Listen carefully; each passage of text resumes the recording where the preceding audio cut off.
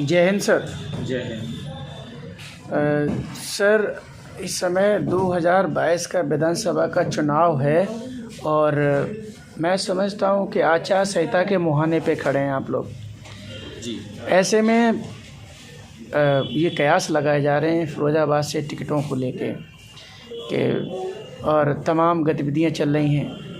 क्या लग रहा है कि समाजवादी पार्टी पीएसपी के साथ 2022 में मिलकर सरकार बना पाएगी? Tell me right now mister Jadaun. देखिए, हमारे राष्ट्रीय अध्यक्ष श्री शिवपाल सिंह जी ने और सपा के राष्ट्रीय अध्यक्ष जी ने दोनों ने मिलकर के गठबंधन किया है और छोटी छोटी पार्टियों को लेकर भी उन्होंने अपना गठबंधन किया है।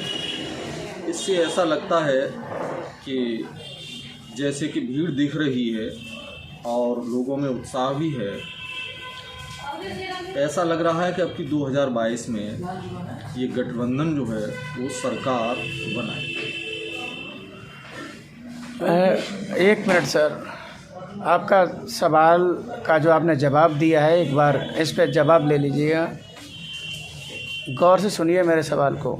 जब लोकसभा का चुनाव हुआ उस दौरान मिस्टर शिवपाल सिंह यादव समाजवादी पार्टी में थे, धर्मेंद्र हारे।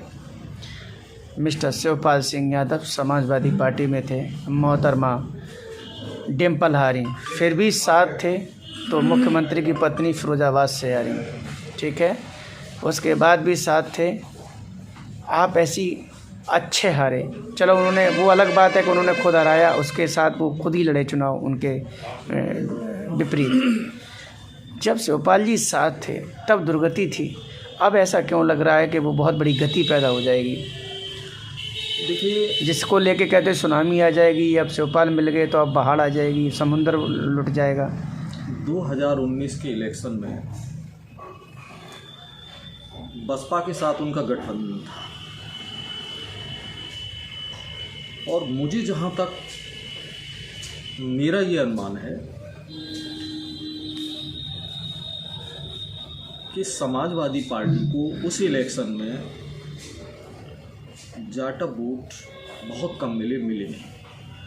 इन लोगों ने तो, यादव वर्ग ने या समाजवादी पार्टी से जो जुड़े हुए वोटर्स थे उन्होंने बसपा को समर्थन किया, लेकिन बसपा का जितना समर्थन इनको मिलना चाहिए था उतना समर्थन नहीं मिला।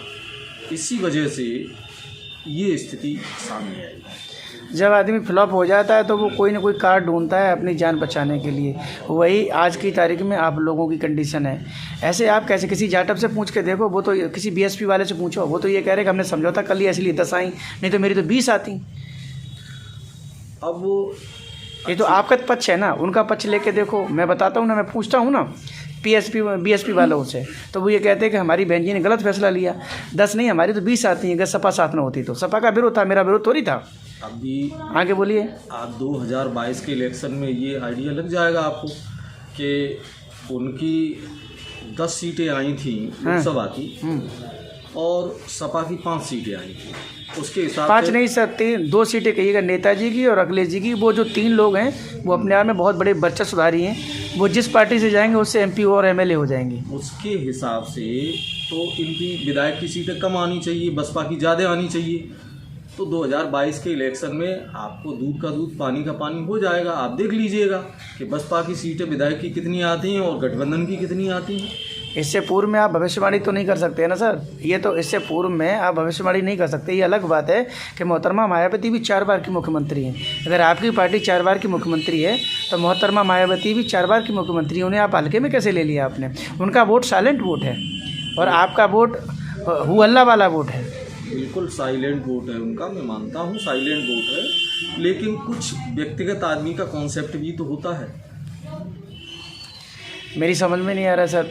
मैंने यही कह दिया, आप काम कम करते हो, हल्ला ज़्यादा मचाते हो। वो लोग कैडर के लोग हैं, वो काम ज़्यादा करते और हल्ला कम मचाते हैं। उनके यहाँ मीडियाबाजी नहीं हो रही है, लेकिन उनकी मीटिंगें हो रही हैं। उनकी मीटिंगों में मीडिया भी नहीं जा रही है।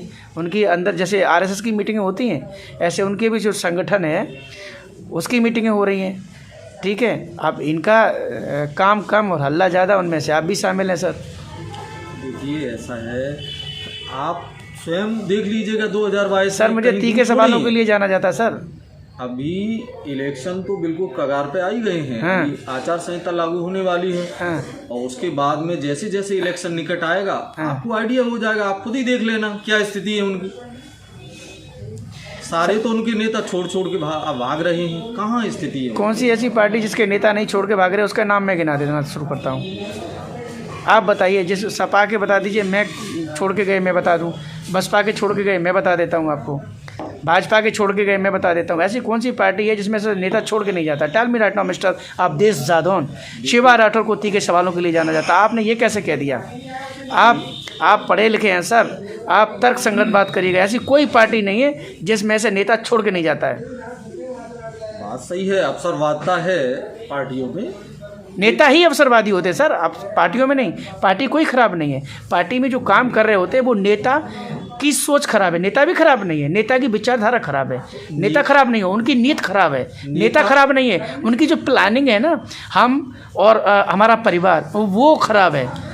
तो नेता भी तो अवसरवादिता देख करके ही जाते हैं। उन्हें ये लगता है कि इसकी सरकार बन सकती है, इस पार्टी बन सकती है, उसमें जा रहे हैं। वो खुद अच्छा काम क्यों नहीं करते? ऐसा वो खुद अच्छा काम क्यों नहीं करते जो इधर उधर भागते हैं? ऐसे ही अगर हैं कंथ तो काय को जाए अंत।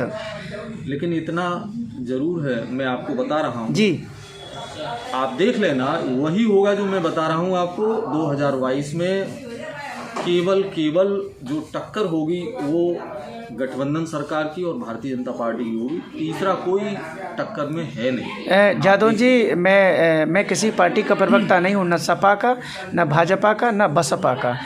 बसपा वाले कहते हैं कि बहन जी मुख्यमंत्री बनेंगी, और भाजपा वाले कहते हैं कि विपक्ष खत्म हो जाएगा 2022 में, और आप कह रहे हैं कि हमारी सुनामी आएगी। हाउ कैन पॉसिबल कि जो आप कह रहे हैं वो सही है, वो कह रहे हैं वो गलत है? Tell me right now sir. अब ये तो दिख रहा है, वो मायावती बहन जी कर रही हैं अपनी सभाएं। हमें तो नहीं दिख रहा है कि सभाएं उनकी कहाँ हो रही हैं, क्या कर रही हैं। आज जनाब ओवैसी जी आएंगे, आपको मालूम है 100 सीटों पे खड़ा करेंगे, और जब आएंगे तो वो नुकसान बीजेपी का नहीं करेंगे, आप अच्छे से जानते हैं। वो नुकसान आपका करेंगे। देखिए सर, मैं बताऊं, ओवैसी जी माना कि वो बैरिस्टर हैं, अच्छे वक्ता हैं, लेकिन उत्तर प्रदेश की जनता इतनी बेवकूफ़ नहीं है।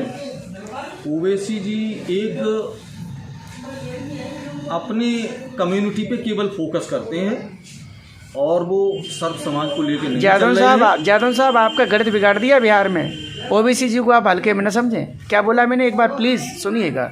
आपका गणित बिगाड़ दिया उन्होंने बिहार में, ठीक है? और वो सरकार दे दी नीतीश जी के, सुशासन बाबू को दे दी। अगर ओबीसी जी न होते ना तो आपके चाहने वाले ही मुख्यमंत्री बनते हैं। देखिए राठौर साहब, यूपी में और बिहार में बहुत फर्क है। हाँ, अभी आप देख लेना, ओवैसी जी आएंगे, इतना जरूर हो सकता है कि वे एक खास कम्युनिटी पे फोकस कर रहे हैं। उत्तर प्रदेश में अगर उनको सीटें चाहिए तो खास कम्युनिटी पे फोकस करके उनको सीटें नहीं मिल सकती। उनको सब समाज को लेकर चलना पड़ेगा अगर नेता बनना है तो। लेकिन मुझे जहाँ तक लगता है, मैंने ओवैसी जी के जहाँ तक वक्तव्य सुने हैं, उनके भाषण सुने हैं, उनको ठीक तरह से मूल्यांकन भी किया है, मुझे ऐसा लगता है वो एक खास कम्युनिटी पे केवल फोकस करते हैं, सब समाज की कोई बात नहीं। सर बहुत बहुत धन्यवाद आपको शिवा राठौर के 30 के सवालों के लिए जो आपने जवाब दिया है धैर्य के साथ। जादौन साहब, 30 सेकंड में कोई देश के लिए महत्वपूर्ण संदेश देना चाहेंगे और समाज के लिए?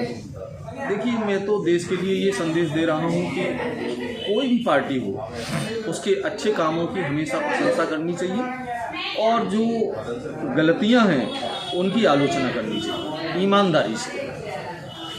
Thank you sir. Thank you.